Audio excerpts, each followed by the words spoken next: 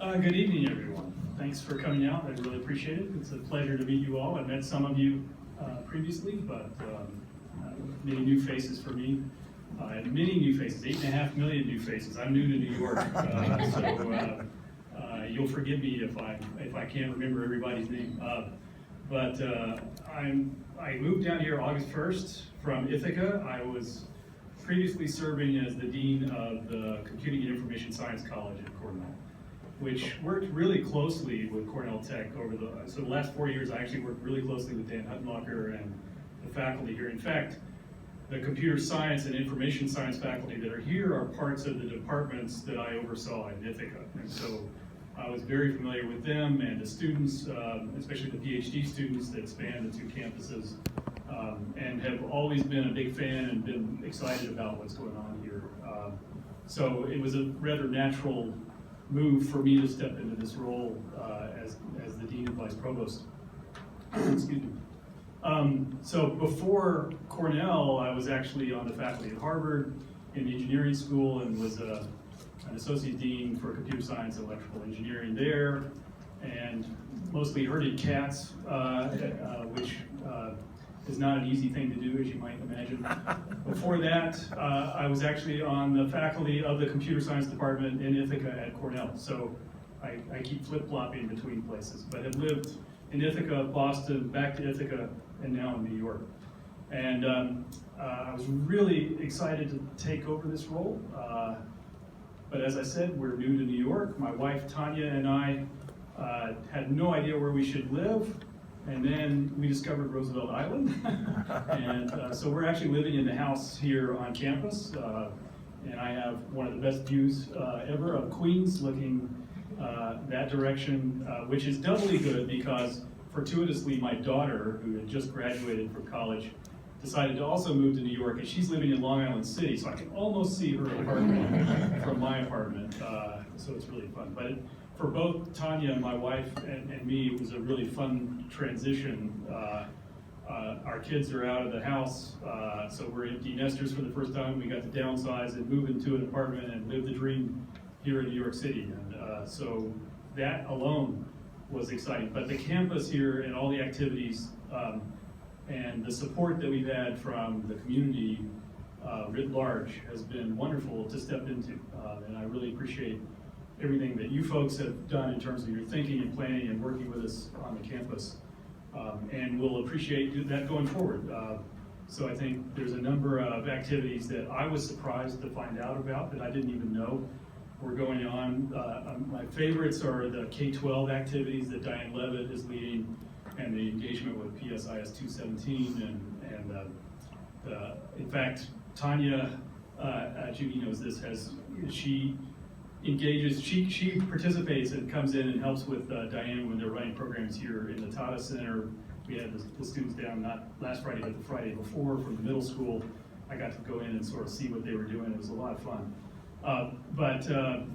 Tanya also, by the way, you'll meet Tanya. She's the real fun person in the family, I have to say. But she's very happy to join the board of the Historic Society with Judy there. So, and has become the resident expert on all things Roosevelt Island. So I'm learning lots from her. Where is the campus going? Well, we're already at 350 students, roughly master's students, another 70 PhD students.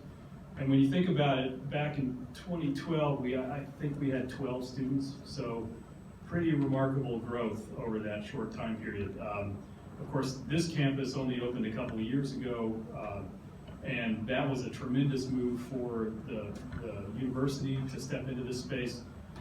We are trying to grow at about 10 to 15% a year, so I'm expecting that 350 students will turn into 400-ish students next year, depending on admissions and so forth. We're trying to strike a balance between, of course, different disciplines, and part of the conception of this campus, and one of the things that I'm most excited about is the interdisciplinary nature, trying to bring students from many different backgrounds together to work on applied challenges. So, in fact, the Open Studio Challenge that's coming up here on December 10th is something I'm really excited to see, my first Open Studio, and see what the students have done this semester. Challenges coming from all over the city, from government to big industry to small tech startups, even municipalities like Holyoke, Massachusetts. The city manager there has actually posed some questions to some of our students that they're working on. It's really fun to see what the 70 different teams are putting together. So that's one aspect of it. The other engagements with the city, like Judy Spitz's work with Women in Technology and Entrepreneurship for New York, is a great partnership with CUNY. I've gotten to meet folks from the different campuses there. Really excited about that. But also we've engaged in new partnerships with other schools like Columbia and NYU. There's an engineering research center proposal that we're working on there, as well as lots of activities going on here on the island. And one of the things that I've enjoyed is seeing the faculty get up and meet with island residents. Wendy Ju gave a nice presentation just a few weeks ago, back in October, I think, around her research working with autonomous vehicles and the challenges of actually making these things function in the real world. She's really an expert on that. We're bringing in new faculty all the time. So I just met, in fact, our newest faculty member. Her name is Rajalakshmi Nandakumar. It only took me 3 weeks to figure out how to say that. But Rajalakshmi is actually an expert in health tech related items. And one of the things she worked on was building sensors for cell phones that allow an EMT to look at somebody who's suffering from potential drug overdose. The opioid epidemic has really run all over the country. And they wanted to be able to detect, without touching a patient, whether the patient was still breathing or not. So they were able to use some really interesting technology to accomplish that.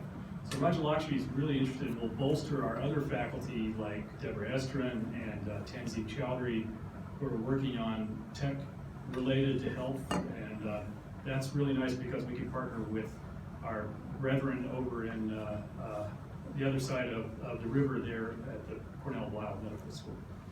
So there's lots going on here. I hope, I'm happy to go on and on and on, but I'm going to hand it back to Jane and let her run the show. If you have questions or concerns, my email is open, everything. Please don't ever hesitate to contact me. Reach out with your concerns or your ideas. Please let me know. Thanks. So of course we'll go around for questions, first with task force members. People like to ask Greg questions? Anything on campus? Not yet. Not yet? Not yet. It can give you a hard time later. Okay. Go ahead. Please, yeah. Ellen? We don't need much. It's okay. We can. So I thought that it would be a nice idea, since students are working on ideas for disabled people, that you might have some apartments for disabled people in the residence. Since, rather than go out, you've got people that are riding up in the elevator, and you get people that you get to know, and you get a way of interacting with somebody who is handicapped or disabled in a wheelchair, for instance. So I'm just throwing that out. That's a good idea. Yeah.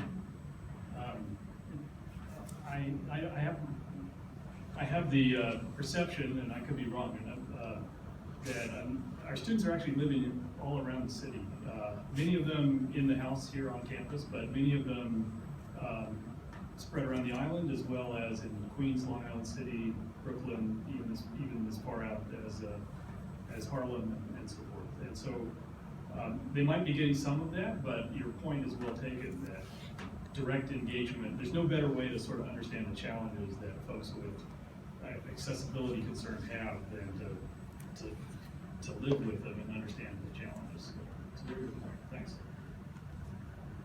I was just going to make a quick comment, which is, looking online, looking at some of the things that the organization's been trying to do, the links to business and government and so on, internships, projects and stuff, I think that's fabulous. I overdosed on academics myself, and I think creating those bridges to the real world, it just, couldn't be more valuable. So endorse that. Thank you. Yeah, I mean, One of the things I love about Ithaca is it's really quiet and it's, as we said, centrally isolated. It's great for classic sort of deep scholarship and engagement, and there's nothing wrong with that, and I'm one of the biggest champions of that. But there's something really exciting about the conception of this place and the mission to engage deeply with the city on all kinds of challenges and opportunities. One of the things that coming in the door, I learned a whole lot about the MTA and the challenges that it faces. And we got to work with the governor, we got to run a conference over at the Javits Center. This was like literally on riding the bus from Ithaca to New York to move here, and got an email about setting up this conference to run with the MTA on that particular topic. And for example, I learned how few elevators there actually are at MTA stations around the city. I was in shock. And so thinking out of the box about how we might provide better accessibility to people who don't have access to the basic transportation is one of the things that that was really eye-opening to me as a New Yorker. So one of the programs that we're standing up is focused around urban tech, as we call it, and that includes things like transportation and mobility, accessibility, and partnerships with the MTA, but also things like sustainable building design. And I was in a conversation last week with Vicki Bean from the Mayor's Office, Deputy Mayor Vicki Bean, thinking about Governor's Island and the role that it might play as a living laboratory around climate change, and how sustainable buildings and adaptable buildings might be prototyped on that island. So there are so many opportunities to engage with the city and with business and so forth. Being plugged right in here is a wonderful, unique opportunity. A good place to start with that might be the new elevators for the tramway on the Manhattan side, which were designed to be more accessible to wheelchairs, given that we have a large disabled population here, which has been stuck in the mud, literally in the mud, for a couple of years now, because they can't figure out how to pursue it. Perhaps some innovation might be a nice thing to provide them. Yeah, I just learned about this, not too long ago, and so that's a good one. I read somewhere there was some progress recently, but I don't remember the details. Somebody else knows. Yeah, I think that was another pleasant surprise, was coming to the island and understanding how accessible the rest of the island. It's interesting to watch the red bus. The bus drivers actually know how to interact with folks with all kinds of challenges. And both my wife and I were remarking, that from a community standpoint, this place is pretty unique just because of the care and concern that comes across the island. And so it's eye-opening. Well, welcome to New York, and welcome to Roosevelt Island, and they are not the same. Exactly. And I have to say, from coming from Ithaca, Roosevelt Island is a much better fit for me than downtown Manhattan. So I say welcome as well. So I don't know if this has changed, because I haven't been to many of the big events that you put on, that Cornell puts on, but I am hearing impaired, as well as many people who don't admit it. And it would be really great if Cornell could put its money where its mouth is about technology, and every time you have a public meeting, that you invite, groups of people to, you have a cart operator.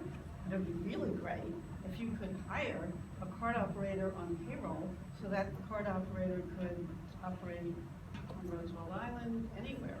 Do you want to explain a cart operator? You want to explain a cart operator? So a to cart people? operator is somebody that types in, it's kind of a court recorder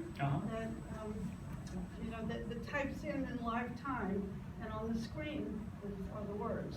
So it's open caption. And that means that anybody, even somebody who's not declared hearing impaired, can just read what's going on in the, you know, in the event. Right. And it's on the screen. Now that's technology. And I mean, until we have really good voice recognition technology, that's the next best thing. So having a card operator on payroll means that anywhere there is a class of somebody who has some hearing challenges, or there is a, you know, these things work sometimes. I made it work once. It's not working today for me. It seems to be working for Judy. You know, I know. You know, but a card operator is a given. You know, that person always puts the words on the screen. Yeah, I'm missing about 75% of hearing in that ear there, so I sympathize. And it comes in handy with my wife sometimes because she's talking in that ear. But it can be a big challenge. What I hope is that actually our students will be developing the technology that will make that accessible for everybody. And speech recognition technology has actually made tremendous progress in the last 10 years. And you know, there are, in fact, you can go even further, and people who don't speak the language run into similar challenges. And so the dream is really real-time transcription and translation as you know, to make all kinds of speech accessible. And that's the kind of thing that some of our faculty are working on. And so I'm definitely spending resources, lots of resources, on hiring faculty that can support students that will develop the technology that will improve the situation. So that much I can guarantee. Judy? Well, one thing, Brian, welcome to Roosevelt Island, and I've already welcomed Tanya a few times. You know, the frustration of Roosevelt Islanders is they announced the branch of the New York Public Library to be open the same time we announced Cornell Tech. Hi, Shushan. It is still not open. I know, I come here, I see everything's neat, clean, tidy construction, everything going on, the hotel is opening, everything's on schedule, Diane is working, everything goes. And maybe with your contacts and our contacts with the city of New York, something has to be done. These projects cannot go on forever. And private industry, I mean, look at Long Island City. 5 years ago, 2/3 of these buildings weren't there. We can't even get a 7,000 square foot branch library built. And it's pathetic. It is, because by the time the municipal system gets going and builds something, it's out of date, or it's so poorly designed, like the new Queens Library. Yeah, I've heard about that. Yeah, and I really, you know, maybe you're edging with the city and the mayor's office and other people can motivate them to improve our construction and the quality of buildings that they're putting up in the long run. Yeah, well, I'm happy to knock on doors. I've been fortunate to get to meet a number of city leaders and municipal leaders. The only thing I'll say is, boy, this place is complicated. Jane's had to give me like a civics lesson just to understand the relationship of Roosevelt Island to Manhattan Borough and the relationship to That's Queens. the PhD program. Yeah, exactly. So figuring out who the right doors are to knock on is not easy. But I completely agree with you, especially the library. I think That's a fiasco. that's something for the whole community. Actually, the little replacement library right now is doing as well as it can. Yeah, but It'd be it's- great to get that other facility. I completely agree with you. Judy? Have you met with Michael Bloomberg yet? Couple times, yeah. He's on our board of overseers, and we had a board of overseers meeting just recently, and he came here to the campus, and so I got to meet with him. Did you say thank you? Very much so. I also asked him right away whether he was going to run for president or not. He told me no, so we'll see. That was then? That was it. Rick? You mentioned meeting with the deputy mayor about using Governor's Island as a pilot project for certain projects. Have you mentioned anything about using Roosevelt Island for any particular pilot projects? Not with her, I think, but we have lots of ideas about potential pilot projects. And so, I mean, in fact, we're doing lots of pilot projects, mostly with the community. So for example, Winnie Jew is right now running an autonomous vehicle thing, and if any of you folks want to ride in an autonomous vehicle and take the risks and so forth, she's looking for people to participate in a study.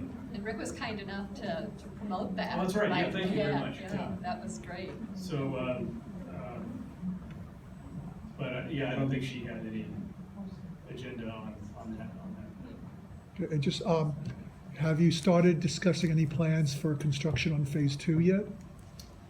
No, I mean, I haven't had a chance to get my feet under it. What we're starting to do is think programmatically. What is phase 2 about? I mean, you know, before we even begin to think about what buildings or whatever might come of that, we really need to think academically, what do we want to be accomplishing in phase 2? So we're not there yet.